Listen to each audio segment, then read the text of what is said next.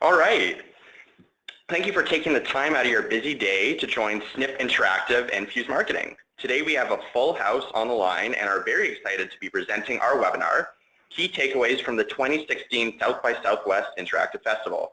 As most of you know, South by Southwest Interactive is a 5-day festival focused on emerging technology, focus which has earned the festival a reputation as a breeding ground for new ideas and creative technologies. There's also a music and film festival alongside it, drawing some of the largest event crowds in the world. If you haven't joined us before on one of our webinars, please feel free to submit questions as we speak using the panel on the right side of the screen. We'll do our best to answer all questions in a short Q&A following the presentation, and any we don't answer today, we'll certainly address over an email after the webinar. So before we get into the meat of things, let me just give a brief overview of who's going to be joining us today. We have Patrick Weir, VP Creative Director at Fuse Marketing and a South by Southwest mentor as well, which is pretty cool. We have Lane Buey, VP of Digital at Fuse Marketing Group, and we also have Mark Pelland, a creative technologist at Fuse. And just to introduce myself, my name is Landon, and I'll be your moderator for today. And I'm a strategist at SNP, helping to ideate for some really great brands and agencies. So before we dive into the rest of the presentation, maybe we'll just get a brief overview of Fuse Marketing. Lane, do you want to take us off on what Fuse is all about? Sure, I'd be glad to. Hi, everybody. So Fuse is an independent agency. We're based out of Toronto. We're close to 70 people now.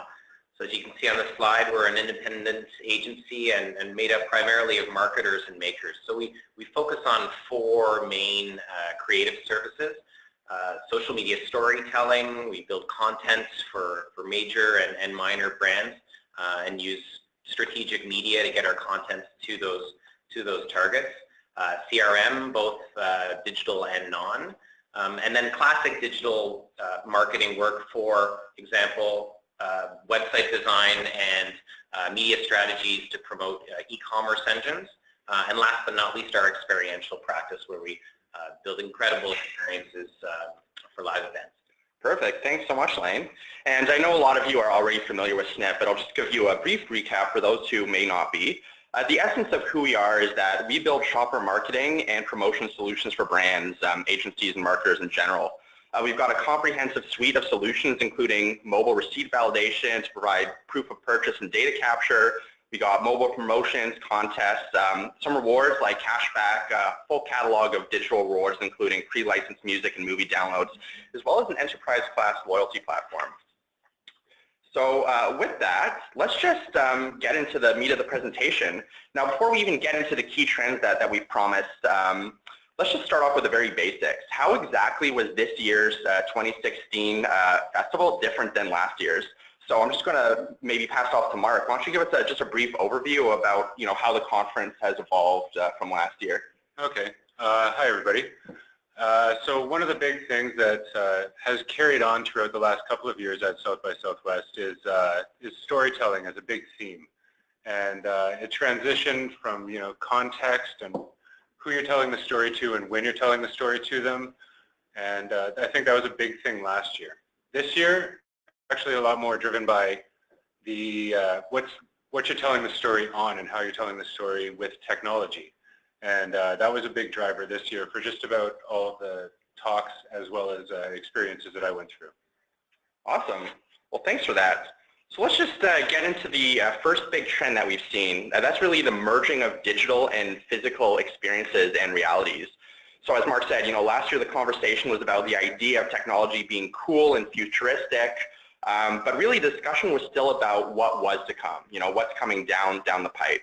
Now this year, we are seeing that these technologies are finally coming to life, and they're being used in our physical world in some really interesting ways.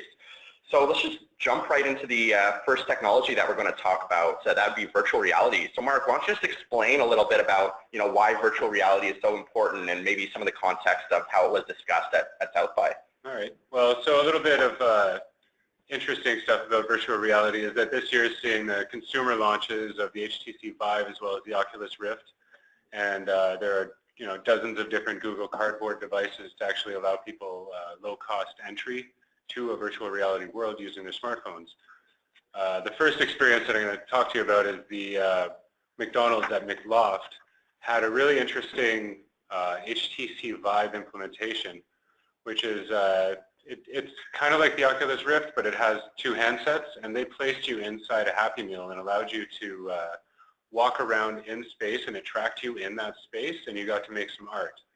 And it's very similar to Google has something called Tilt Brush, and it's a similar experience, and it's really immersive. The screen is beautiful. The experience is actually quite nice, and you feel safe moving around in 3D without actually seeing where you are, which is kind of a fun thing.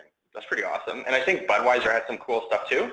Yeah, Budweiser, they had a Budweiser beer garage, but inside there they had a little room that was dedicated to a brewery tour where they strapped on a VR headset and some headphones, and they walked you through the brewery. What was really interesting about it was they, at key times, if you were, say, walking by where they were adding hops into the mixture, somebody in the room would actually bring hops up to your face and you could smell it, but you don't actually see that person, so you just kind of, it enhanced the experience quite a bit. They also grabbed stuff for you to touch, instructed you to reach out your left hand or your right hand and grab it. It was kind of a fun experience. It was playful because you knew that somebody was doing that, but it still worked really well. You know, what was amazing for me is seeing the reaction of people once they took the gear off.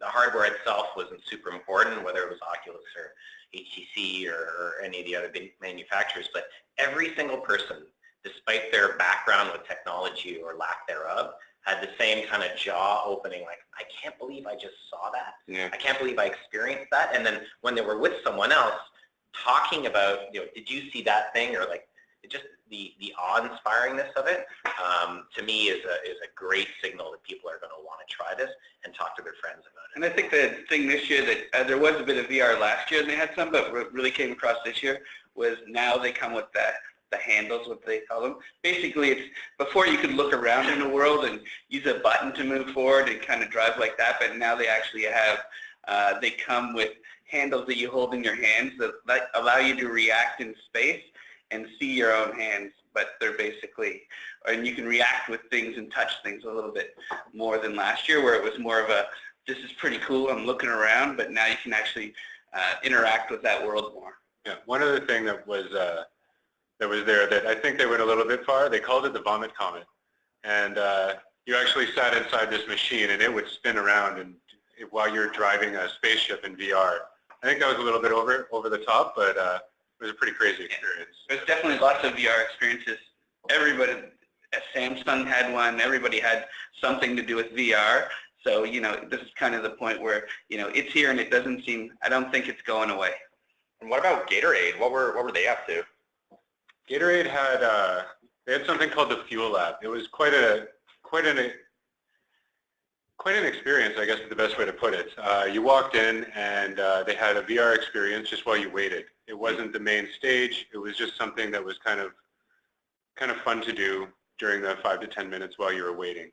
And it was, I mean, you were standing there as a baseball player, as Bryce Harper, and watching the ball come in, and it was really impressive. And then you walked through, and there, you know, they went all out, had beautiful screens everywhere, had beautiful lighting everywhere. The picture on the slide is actually from the experience, where you got to customize your own Gatorade bottle. They were showcasing some of their new innovations in actual sports technology. Mm-hmm. That's awesome. And I do know that mobile is really being, you know, tied into the VR experience, and I think YouTube has done some cool stuff. Do you want to just take us briefly over what YouTube 360 is all about? Yeah, sure. So I kind of differentiate YouTube 360 and, you know, 360 video versus virtual reality as there's no interaction apart from looking around. But the ability to look around in a video allows for a lot of, you know, extra content to be pushed and extra story to be told, and it becomes much more immersive because while it doesn't quite seem like it at first, it really brings you into the video and it immerses you really well. That's pretty awesome. And just moving things along, I know one really cool thing last year was kind of the introduction of Meerkat and live streaming. So that was, you know, last year. And this year we have what is known as Scope, or maybe Lane, you can take us over a little bit about what that was about. Sure. So, I mean, the festival itself has a lot of different components. There's a lot of big brands. We've touched on some of the experiential pieces. There's also a big trade show as well. So you've got big brands and small brands coming in, kind of showing their wares. And I came across one that really caught my eye. So people are familiar with Periscope and Meerkat being kind of the originators of live streaming. Facebook now has a service as well. So what was interesting for me was seeing how certain brands had adopted that technology. So Meerkat's kind of gone the way of the dodo now. They're no longer existing as a live streaming app. Now they're focused on smaller group video chats with people you know specifically versus strangers who would turn into your live feed. Yeah. But certain brands have done some interesting things. For example, BMW last year launched the new M2 through a live reveal on Periscope. And they had some really, really great numbers. And I thought it was interesting to hear them talk about how they were experimenting with technology and why they chose live streaming as a way or a metaphor to really promote the exclusivity of the car. And they chose that platform because it tied to a few different questions or challenges they felt they could answer. Could we tease content through this platform in a way that was compelling? Could we also do something unique that mapped both to the medium and to our brand, to BMW? And can we own the experience? And they were able to do all of that through this really, really cool campaign. So that's one kind of live streaming example, but a version of live streaming that caught my attention was this company, Scoper. So it launched at South by, and they built a streaming app. It just exists in iOS. I'm sure they'll expand to Android when they get a little bit bigger, but allows you to make specific real-time video requests and basically find users that will show you what's going on in specific locations.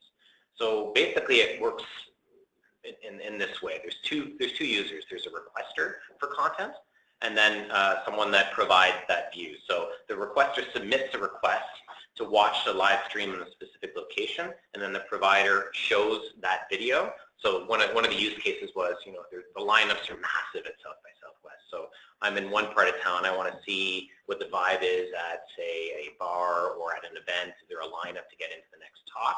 I look to see if one of those providers are there, and I can connect with them directly, and then they live stream what's going on around them. So I don't actually have to be there to take in that live experience. So we'll see if Scoper survives, or they go to the way of Meerkat. But I thought it was a really interesting use case for live. Yeah, that does sound really interesting. And there's all these great technologies as part of this merging of physical and digital realities trend. But I just want to take a second and back up and look at this trend from a really good brand perspective.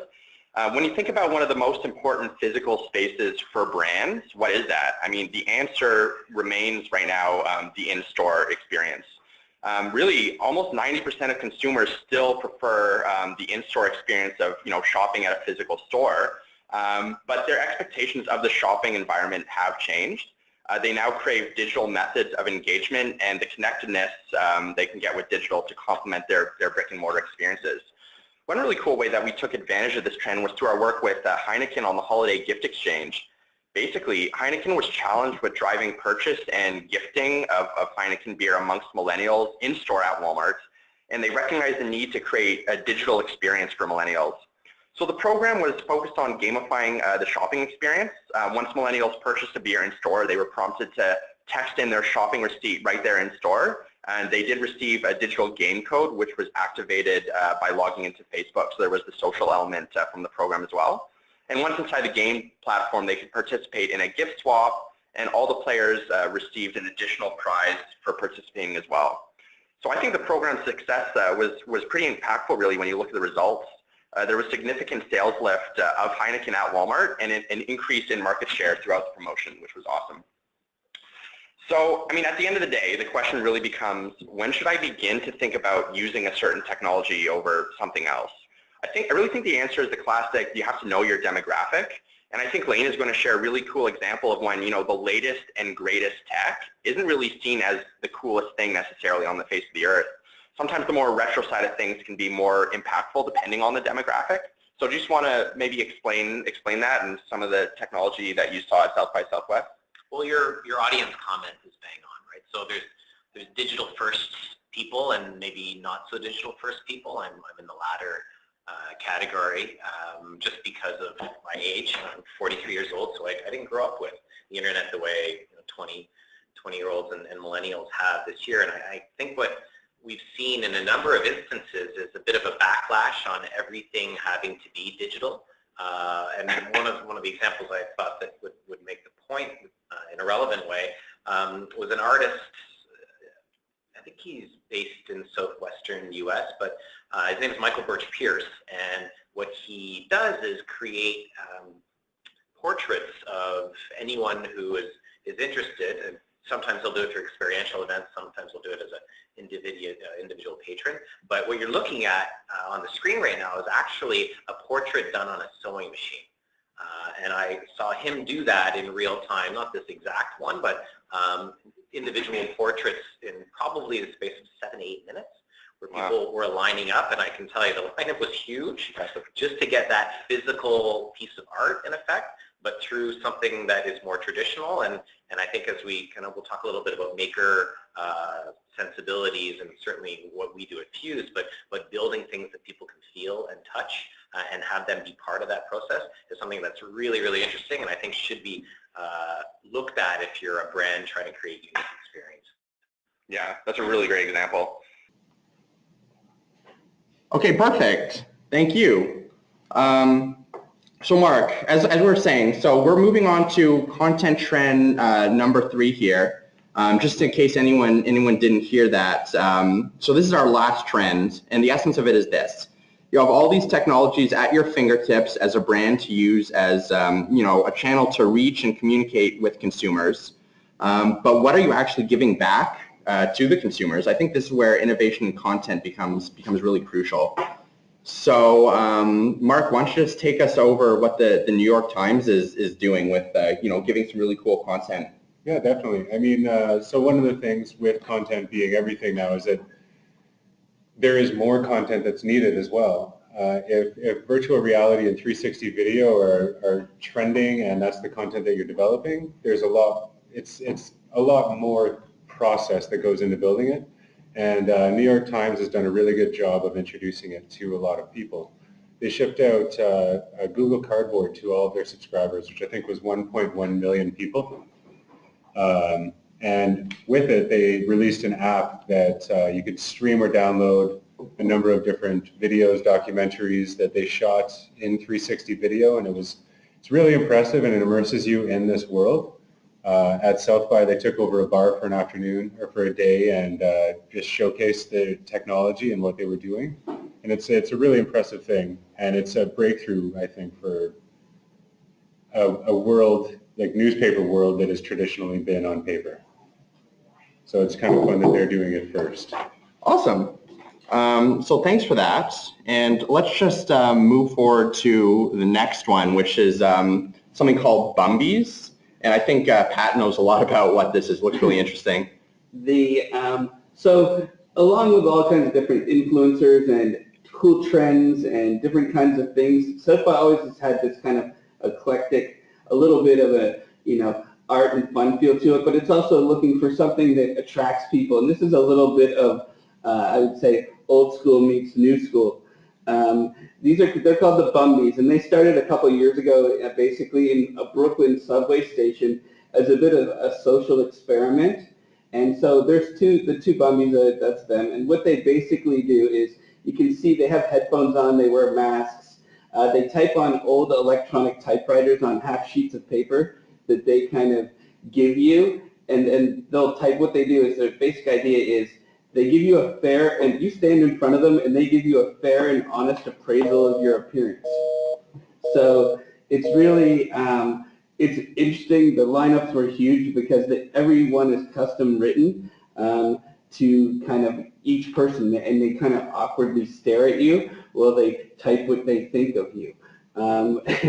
Both Mark and I got them done. I don't have mine here, but Mark's going to read what his said.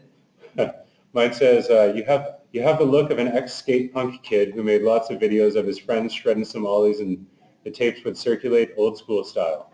But your keen eye for local excitement and the secret language of friends translated well into the later light of production. You always maintain that youthful energy. And I think you got a 9.5. Yeah. But they actually give you a rating. Mine was, I'm an ex-bass player from Buffalo. I believe it started out at But it was just another thing. It's like it's these social experiments, it's these experiences that you give people, and they don't always have to be the highest tech to attract the people.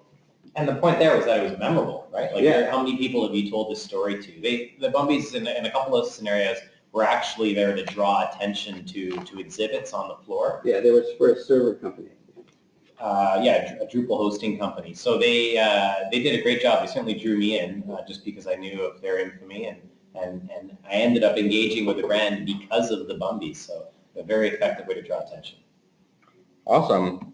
So let's just move on to something cool that Fuse did around kind of creating content from a user-generated perspective. This was with Fairmont, I believe? Yeah, this was for Fairmont North America. This is a program that we did that, as we're speaking about all this content, this is definitely a program that had a lot of content.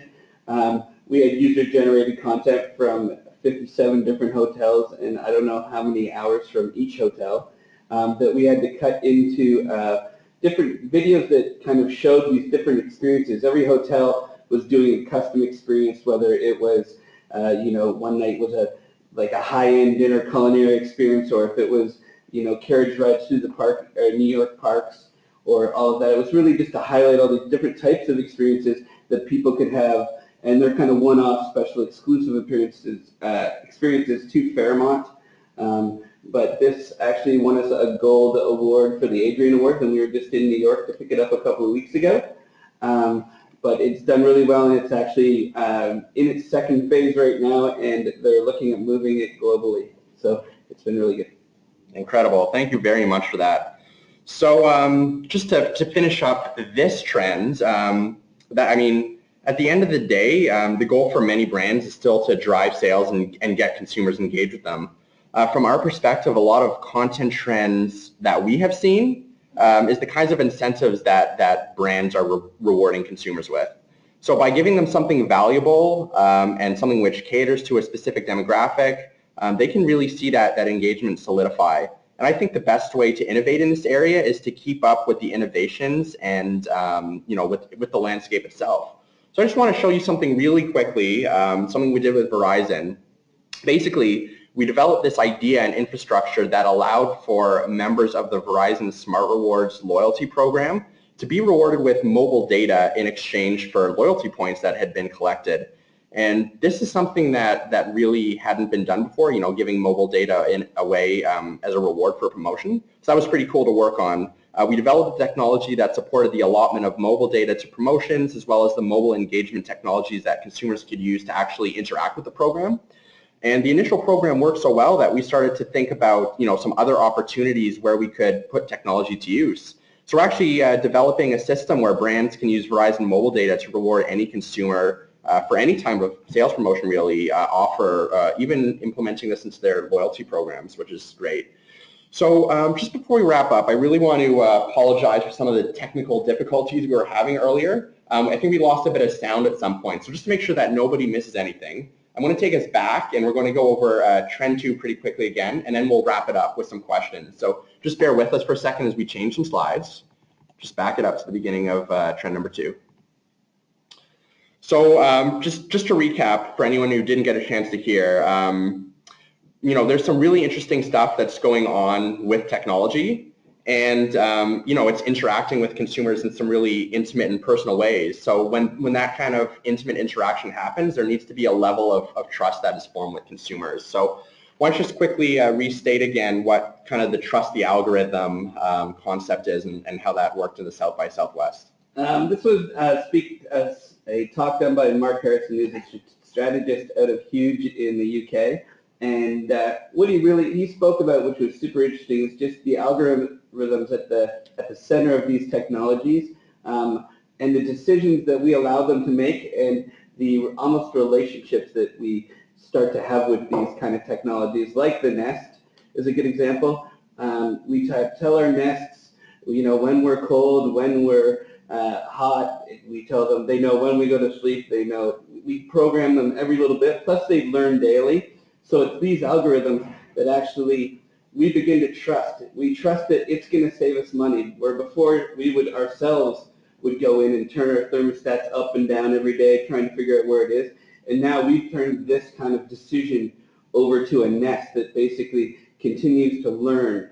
So it's really about these algorithms, whether the one that's coming in your fridge that's going to tell you you're out of milk, or the algorithm that basically is going to do everything, like the Amazon Echo is an example that we saw a lot of, that does a lot of learning, that basically learns your life. You tell it you need some milk, it orders you some milk. So it's really about brains being on the inside of these algorithms, because if you get locked out, then there's not much room. Okay, perfect. Thank you very much for that. And there were a lot of, robots at South by Southwest as well. So why don't you just recap us about, what kind of the cool robots that were happening there? Yeah. So the craziest robot was the most lifelike. It was sitting at one of the events, and you could sit across from it, have a conversation with it. Apparently, it learned, and its artificial intelligence was actually improving as the event went on, and looked a lot like the creator of it. But the interesting thing about it was that this was a great robot. It was probably the most complex one that was there, and it should have been the most impressive, but all I remember about it was that it was creepy. You sit in front of it, and it's staring right at you, and it's blinking, and it looks like a person, but you know it's not a person. You feel awkward talking, and you're just kind of creeped out the whole time. The other robots that were there that were kind of featured throughout the event were kind of more like toys and a lot less offensive, but they also seemed a lot less intelligent because they looked like toys. Yeah, and I think one of those ones was something called Jibo. That's right, yeah. So Jibo is spec'd as effectively your family's personal assistant. So he's coming on the market next month. I think it's going to retail at around $700 or $800. There's a lot more data on this guy at www.jibo.com. But basically what he does is he's a personal assistant. He integrates into your Wi-Fi. He will read out emails to you, let you know when your reminders are for calendar invites. It's also got facial recognition technology embedded in it, so it can take pictures and videos of you. If you're there in your home at a family event, I thought it was a really cool implementation of that next level of personal assistant or concierge, which is something certainly that Fuse is getting into. I also love the fact that this is a platform. It's not just a standalone piece of technology. So as new technologies evolve, it will be able to take in data. So it'll allow you to order online through your voice, and effectively, as it's touted in some of their marketing material, it actually builds a bit of a personality based on its interactions with you. So I think it's a really, really interesting piece of technology, and how individual brands like the creator or other brands, as they're starting to syndicate their content, we're going to need to think about getting their content and their product and their services into a consumable point of data that pieces of technology like Jibo can use. Excellent. And I think Fuse did something really interesting with the virtual concierge in the form of kind of creating algorithms to build consumer trust. So why don't you just quickly recap one more time for us what that was?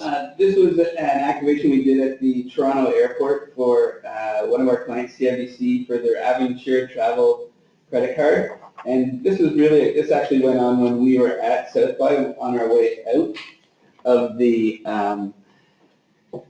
we were flying out to South by, and this was going on. And this was created, it's a vending machine with it's a personalized experience. The vending machine is smart. It has an algorithm in it that kind of, if you answer a bunch of different questions a certain way, it distributes you a prize that kind of fits your situation. If you're going somewhere sunny with some kids, maybe you got, some stuff, flip-flops to play on the beach, or different headphones for the kids, or things like that.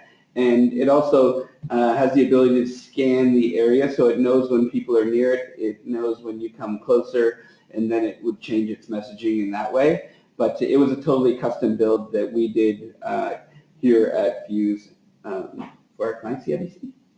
Perfect. Thanks very much.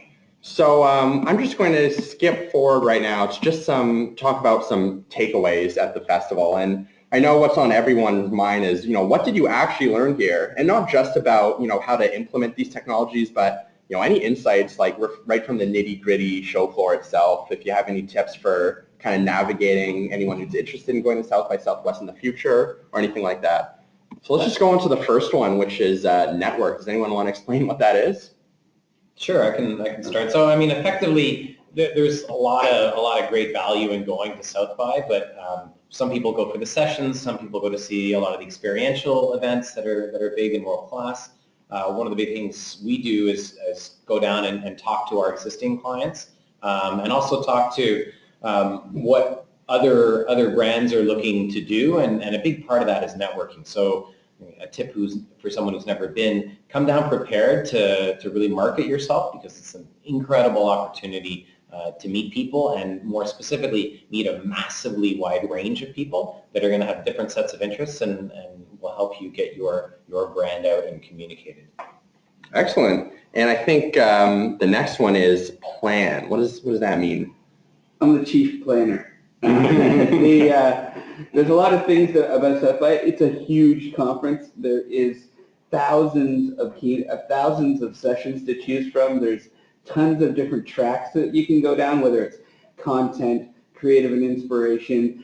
This year there's a big food tech arm to it. There's a gaming arm, a maker arm, a virtual arm. So, and all of these have many sessions you can go to the entire time you're there. So it's really about kind of getting a grip early and trying to get over this, looking at the schedule, because if you go there not having any idea what you want to see, you will be overwhelmed. You'll be overwhelmed anyway. So just that little bit of planning, and always having a backup session if you're going to a session, because there's chances that session may be filled or sold out, so you can't get in. So you always want to have a backup kind of close.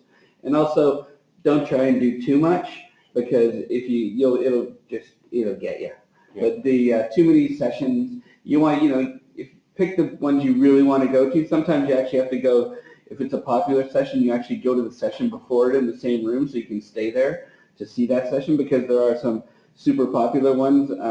Probably this year's most popular one was Obama was there speaking. So that one actually had to go to a lottery system where you had to get your name drawn to even get in the room where he was.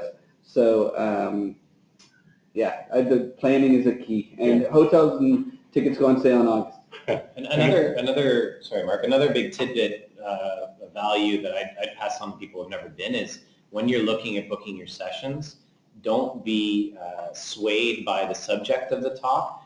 Focus mostly on the person doing the talking. Obviously, subject matters, but many times I think I picked the wrong talk because the subject or the description sounded cool or compelling, where I think if I had focused more on who was doing the talking, I probably would have gotten more out of my time. Yeah, and if you're in a session that's diving, just kind of leave and walk into the room next door and surprise yourself, and you'll be like, you hear some cool stuff that you never thought you would even think of. Yeah, and also if you're looking through the planning or looking through the guide, make sure to take a look to see if there's an RSVP. There were a couple of interactive sessions that were going on this year and workshops that I didn't get to go to because I didn't know that they were RSVP. Well, that's really interesting. Thank you for that. And I think the next two kind of go together. It's, do you start soon with adopting these technologies? Like when we get into actually, working these technologies into your plan, do you start soon? Do you start small and test, or do you just go big? So what would be your takeaway for how to work these into, a marketing strategy agenda? I'd say start soon. Yeah, you're there. Everybody's already started. So you have to start soon, because if not, the evolution of that will be there. If you're going right now, a new Oculus is coming out in a couple of weeks, you want to be the first people on that, because after a while consumers will get bored of that one and wait for the next one. So it's always about getting on technologies as quick as possible, but also being ready that they might die if they're crappy.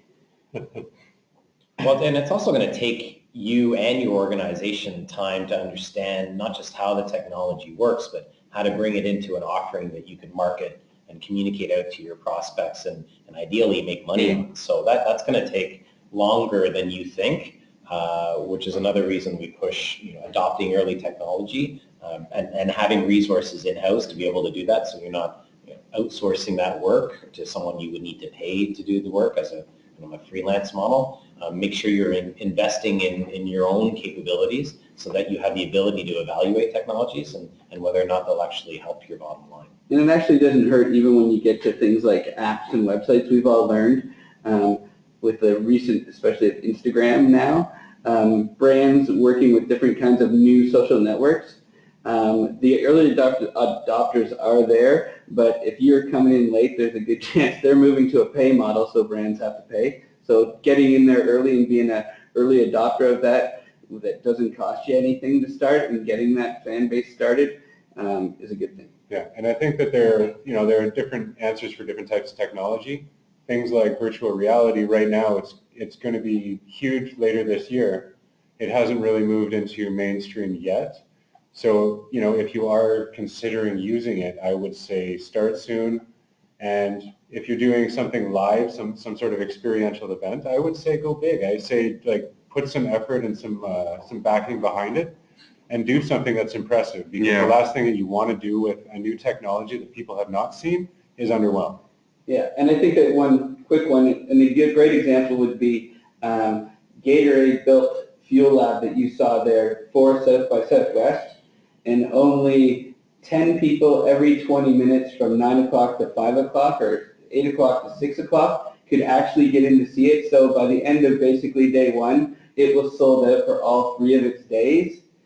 But it was the talk of South by. It was a brand experience that everybody wanted to see and get into, and you just couldn't. But it was a great way to get all these early adopters coming out of South by like us going, the Gatorade Fuel Lab was awesome, and telling other people. So it's getting in there early and making a bit of a mark. And I think, whatever you do, whatever you implement, you kind of got to go back and see if that's working for your brand. And the way to do that is to collect data and, measure any ROI that you can, right? Totally. Great. Okay. So, again, I just want to apologize once more for some of the technical difficulties we were having. Unfortunately, we may not be able to have a recording of this webinar, but we're still going to stand at the deck and happy to answer any questions that you might have. We are a little bit short of time, so we still will answer any questions for people who want to stay on and maybe ask some. And as always, if you do have any questions and you need to get on to your next thing for the day, just shoot me an email and we'll make sure to get that answered for you. So for anyone that still wants to stay on and chat with us for a bit, ask us some questions to our great panelists here, I'll just put everyone on a brief hold and we'll review the questions. Thank you.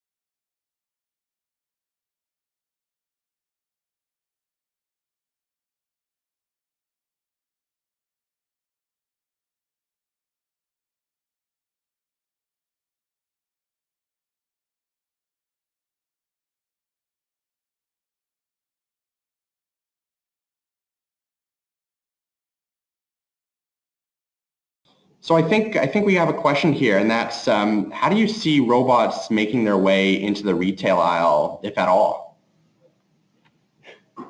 Well, they're already making their way there. I think there's a place in Toronto that is doing a lot of robotics surrounding children's toys, and they're making, I think they're called Zoomer animals, and they're kind of simulating pets, and they're really interesting things. And I have a Sphero at home, and Star Wars did an awesome thing with BB-8, and I think that sold a ton of models. And the robots are already in the retail space. They're already in people's houses. The Jibo's there, the Echo's there. Those are technically robots as well.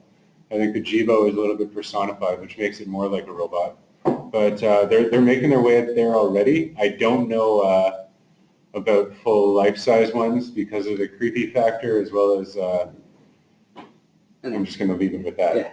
And I think right now, even in retail, you have the Lowe's is doing a big test that we saw with actual robots as salespeople that can take you and show you where things are. They actually guide you to where you're going if you ask it a question. They're testing them already, so we know Lowe's. We saw a bunch of pictures and a bit of a video of them in action, but I think you're going to start to see things like Home Depot or Lowe's or Rona have, they have the spaces for these robots to move around a little easier, but instead of the guy in the orange vest or the orange apron, soon you might just see a robot that you ask a question and it can either answer your question or take you to where you need to go.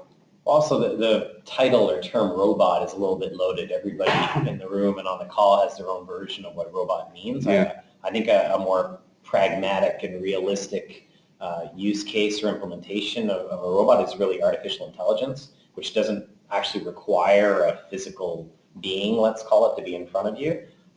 So just to get back to your question, one of the things I think is really interesting that Facebook is doing is their platform, Facebook M, which through their Messenger app is effectively a personal assistant. So it allows you as a user, and it knows you obviously because of your profile, you're logged into Facebook, to make requests that a personal assistant could do. For example, taking care of your expense reports or booking travel or even a restaurant reservation.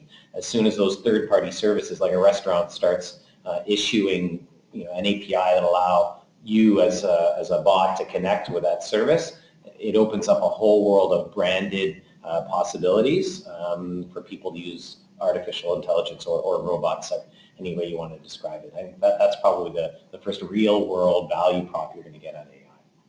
Yeah, I think that's a great answer. We do have one last question. Who are some of the standout brands at South by Southwest? Or, and on the converse, were there any brands that were noticeably absent that you were expecting to have a showing? Well, I think at this stage it's clear that Gatorade was a standout brand. Samsung had a huge presence around town, as they always do at South by Southwest. Some of the other ones, I think, with me, I was focused a lot on the experiences and what was there. But Budweiser and Bud Light, they were all over the place. They were all over town, with different installations and parties and bars and bands and all that. IBM had a huge experience, as well as Mazda supplied all the cars. There was a full-size X-Wing or TIE fighter there, which was awesome for Star Wars, promoting the movie, or the DVD release, I guess it would be. I'm trying to think if there's anybody else that was super awesome. Those are the big ones. And the ones that were absent that we noticed personally were big ones like Facebook, Microsoft's another one, but for me personally was a surprise. Yeah, they may have been there, but I didn't have any touch points with them. Yeah, Austin's also home of Google Fiber, and they had an office there, so they had a big presence on a lot of different things going on. An awesome claw machine. And Apple showed different this year. Apple actually showed up for music versus being there for technology. They showed up the day that music started, so they got a little bit of crossover, but not much. All right, great. So that's all the questions that we can get to today. If anyone has asked something and we haven't answered, we'll definitely be sure to follow up with it on an email. And you still feel free to ask anything you'd like. You can just shoot me an email. So once again, I'd like to thank everyone from Fuse for shedding some light on South by Southwest that we might not have otherwise ever found out about. And I just want to apologize to everyone once again for some of the technical difficulties that we've had. But thank you for sticking around and hearing the rest of the webinar and getting to ask some questions. So that was great. So thanks a lot, everyone. Have everyone online have a great afternoon. Thank you.